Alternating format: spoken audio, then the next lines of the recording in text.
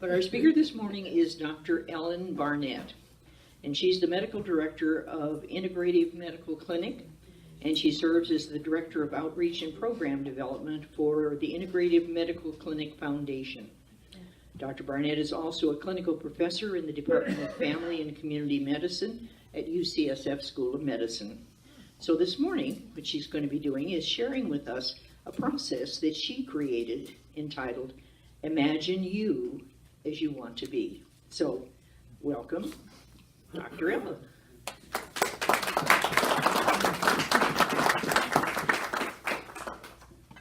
Thank you very much.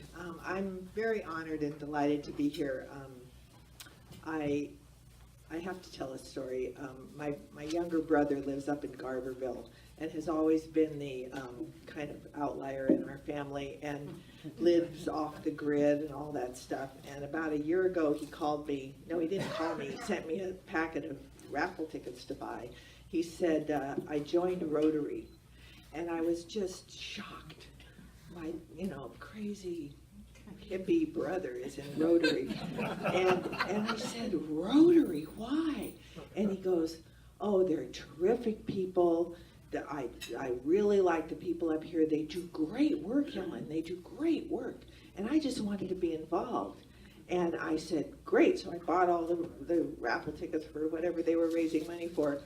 And then I came here this morning, and I was talking with Claudette and others, and he was right. You guys are great. So thank you very much for being who you are.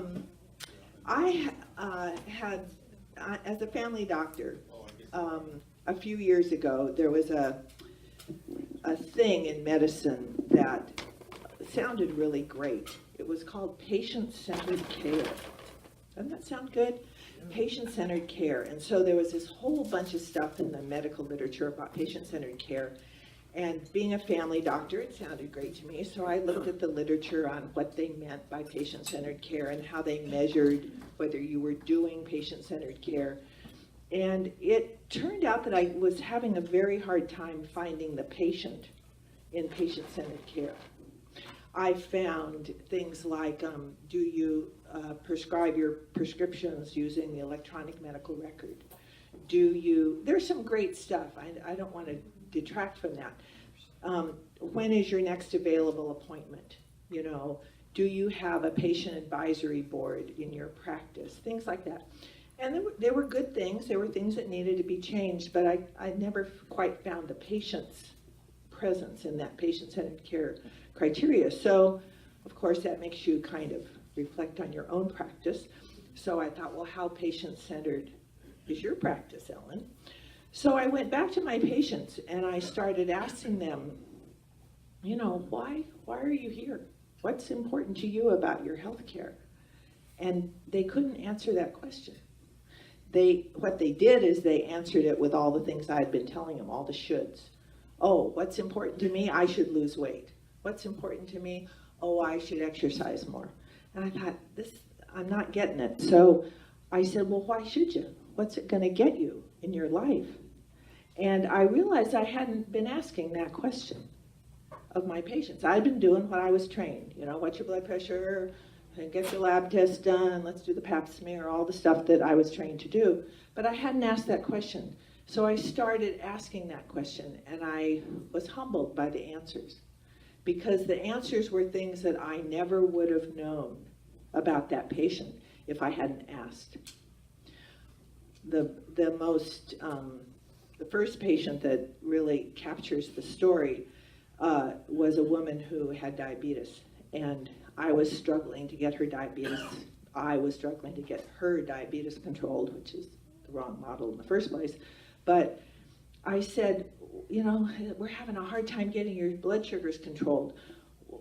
Is there anything in your life that you can't do or you would like to do better because of, something that's limiting you? And she started to cry. And she said, I want to fly fish with my husband. And I said, well, why can't you fly fish with your husband? I can't feel the rocks in the riverbed so that I feel that I can stand in my waders safely and fly fish. Well, that's diabetes. That's diabetes neuropathy. So she couldn't, because her blood sugars haven't been controlled, she couldn't do what she wanted to do. So finally we had something in common where she and I could work together for something that was important to her, not what was important to me, her blood sugar control. So it was a real eye-opener to me about why I need to ask that question and how can I ask that question in a way that works, in the doctor visit. So I started exploring that, and I realized that the doctor visit is not the place to ask that question. We don't have time. It's not what the person came for. It's too hard to shift that process. So I do it every now and then, or when I have some extra time, or when it's particularly important for that patient. But what we did 3 or 4 years ago with Cynthia's help is we went out into the community and we started asking that question in a workshop setting in community agencies that serve challenged and underserved populations. So we worked with foster youth, we worked with hospice groups, we worked with homeless shelters, we worked in a lot of different settings developing this process of asking that question. And so today, I'm going to work with you. So we're going to pass out some stuff, and just don't pay any attention to it for a minute while we do the rest of the process. And then we'll save some time at the end for you to ask questions and get your feedback about what your experience with this was. Ready? Okay? Okay, so this process is called Imagine You as You Want to Be. So I invite you to think for a minute about what's most important to you in your lives. What's most important to you in your life? So just let that trickle around in your brain for a little bit. And we'll do the first part of this process personally and silently and for your own self. This is just for you. So as you think about what's most important to you in your life, put a little imagine bubble, we call it, a little thought bubble above your head. And you can do this with your eyes closed or your eyes open, whichever is comfortable for you. And think, okay, what's most important to me? Let me make a picture. Let me make an image in my little imagine bubble of me, that's you, of you actually being in a scene where what's most important to you is around you. When you're feeling the best you can feel, when you're feeling your best, what's in that picture? Because our health really just gives us the capacity to do what we want to do and to be who we want to be. So what's important to you that your best health can help you be and do? And make that image actually very specific. Who's there? Where are you? What are you doing? How does it feel? So take a few minutes and I'll shut up and you make this image of your, what we call your image of health in your imagine bubble above your head.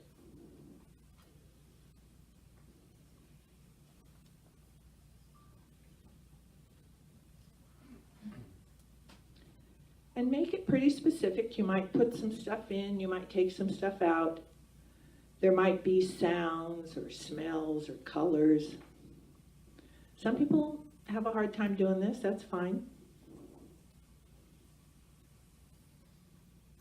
And then notice when you have yourself in this full image of health, notice how you feel in your body. Notice how you actually feel in your body.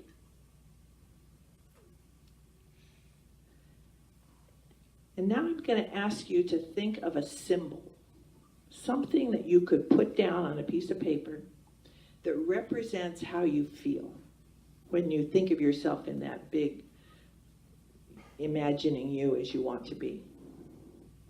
What's a symbol? It might be a word, it might be stick figures, it might be a color, it might be a dot on the page, something that will get you back to that feeling you have when you feel your best. And now in front of you, there's some markers on your tables, and each of you has a little bubble card. And take that bubble card and record that symbol on the bubble card so that you have something that will remind you of the feeling you get when you see yourself in that full image of health, or when you imagine yourself with your best health. Something that will get you back to that place that's you, that's really you.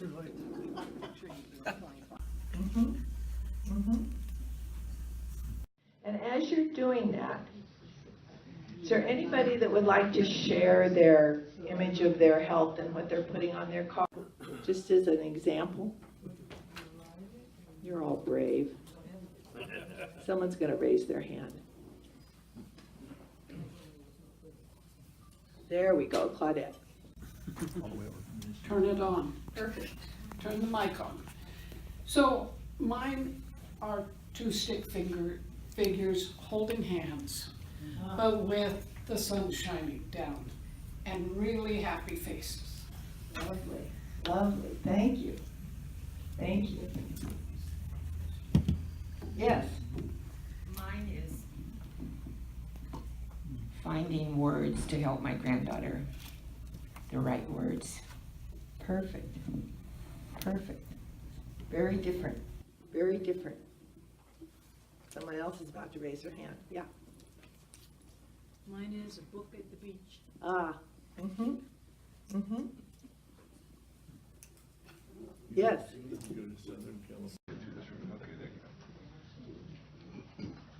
I'm at a disadvantage. I can't see the card that they didn't give me, but I put down in the image a fragrant rose. Ah. And you can smell it. I can smell it and I can feel it, and Beautiful. We had a young girl at the Boys and Girls Club in Windsor whose thing that she made was a rap song. So she got up here and she did this little rap song as her way of remembering that feeling. It's a powerful moment when I'm working in the community and someone will share their story and it just blows the group away. You know, or sometimes it's one-to-one and I'm working. I had a young boy who, not young, I mean young to me, he was 19, so he was young. And his picture on the card was a plus, a minus, a multiplication, and a division sign. I said, well, what is that? And he, looks at my gray hair and says, well, that's math. I dummy. And I said, yeah, I guess it is math. I said, tell me how that, just help me with this, how that relates to your health. Oh, he said, before that, he said, I'm good at math, and it's the only thing I'm good at. And so it makes me feel good when I'm doing my math, because otherwise I can't read very well and I can't speak, but I love math. So I said, well, tell me how that relates to your health. And he goes, well, I have to get a good night's sleep to do my math. I have to eat a good breakfast to do my math. I go, you're absolutely right. Great, thank you. And then I said, and what's that going to get you? And this was a young man that was transitioning out of foster care. So he said, oh, I can't tell you. I said, okay. And then about 5 seconds later, he goes, can I tell you? I said, if you feel like you want to. And he goes, if I'm good at math, it'll make my dad wrong. Oh, wow. And I thought, okay, I'm good to do this work for another 6 months. I mean, that's all I needed. So he was able to touch something that was totally nothing I would have ever known if I was working with him as a physician, that was so important to him that then that's his reason for going forward. And that energy, that place in that individual's being is what I want to tap into for what we call motivation to help them move forward.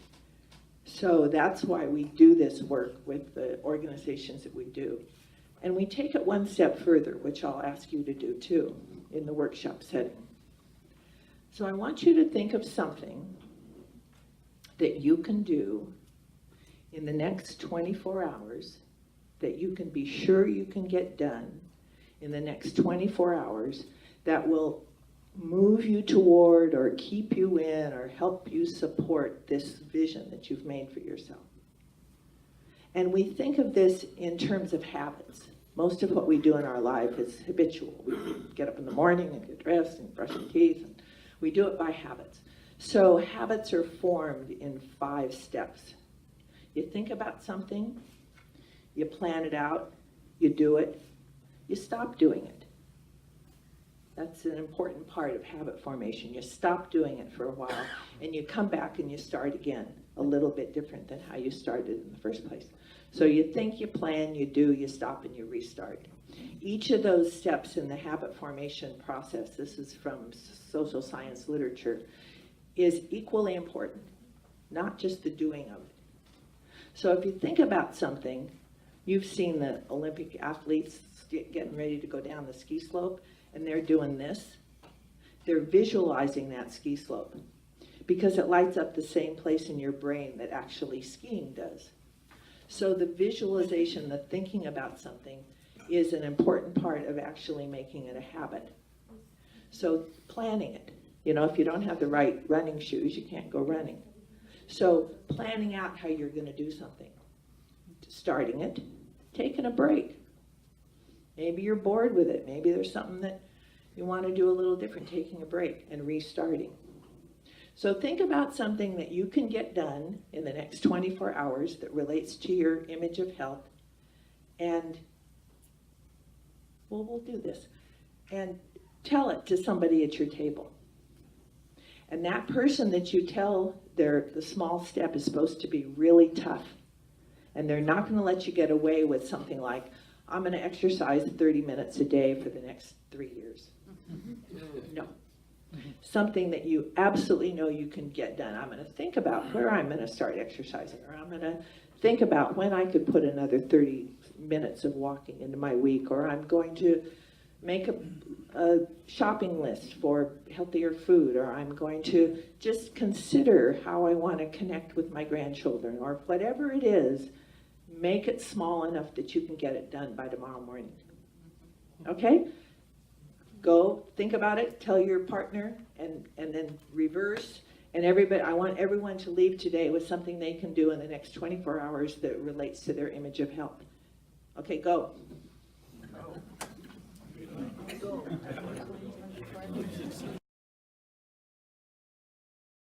Done with their small step of what they can do in the next 24 hours? You guys are good. Good. Now I'd like you to do a little exercise with me, a little experiment. So you have your image of health, you have your what we call your bubble card, you've done your identified a small step. We also know that in terms of making new habits, that positive reinforcement is very important. And all of you are old enough to remember Pavlov and your studies, and Pavlov taught us that intermittent positive reinforcement is more effective than regular positive reinforcement. So if we kind of forget to give ourselves positive reinforcement, that's perfect because it should be intermittent. So I'd like you all to raise your right hand and migrate it over towards your left shoulder. Give yourself a pat on the back. Excellent. Good job. Good job. Just like to ask a question. If I had asked you to give yourself a pat on the back, what percentage of people in this room would have done that? 10, I heard. 5. But I saw 100% of people doing it when I moved you toward it. But you're right, it's about 15% of people will do it if I just ask them. Why is that? Why can't we give ourselves credit for what we did if we just put it out there? And my hypothesis, I haven't done this research, but I'd love to, is we live, and I have great respect, of course, because I'm a product of it, of a capitalistic environment. But capitalism is based on advertising. And we are inundated all day long with the idea that we're not quite good enough. If we just used Dove soap, I would be so much a so much better person. Or if I just could shop at some store, I would be just ready enough to be a little bit better. So we're inundated with not quite good enough. And so it imbues us with this question of our own self-efficacy. And I think that's what teachers do all day long. Teachers learn to and are imbued with the idea of offering children positive reinforcement for what they're showing. And that's why it's the hardest job in the world. And I honor the teachers and the staff that's here. Because we need that honoring of who we are. And my experience with working with this process is that it gives people a moment in their lives to show themselves and whoever they choose to share it with what's important to them. And to find a way to reinforce that by, in the agencies that we work with, if all the kids have made an image of health, then we can say, okay, just for 5 seconds, conjure up that image, notice how you feel. And then let's connect that feeling with why you're here today for our program. So in whatever the program is, learning to ride the bus or signing up for Medi-Cal or signing up for a work education program or something, how do we relate that to what's important to them? We have to ask. We have to ask, and we have to be quiet for just a moment while they're connecting what's important to them with why they're at some program. So let's do a little exercise to experience this. So again, go pull up your image of health. Notice how you feel. And put that feeling on the shelf for a second. We're going to come back to it. Now take something from your should list.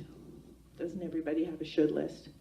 I should be doing this, I should be doing this, I should be doing this. Take something from your should list and notice how you feel in your body. Anybody want to shout out a word? Defeated. What's another one? Frustrated. Another one. Pressured. Okay. Now pull your image of health off the shelf and feel that for yourself. And how do you feel? Say again? Better. Another word? Empowered. Lighter. Energized. Where would you rather live? In, guilt or energized, lighter.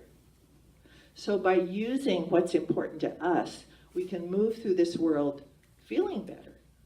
Why not? It might be the very same action item. But if we come at it from our should list, first of all, we're going to sabotage ourselves, because who wants to live in should? So we're going to not do it. We're going to find a way to avoid it or not do it. But if we come from a thing that's important to us, maybe we'll do it a little more. So that's the Imagine You project. I'm honored to be able to share it with you today. And we have about 10 minutes for questions and comments. Thank you.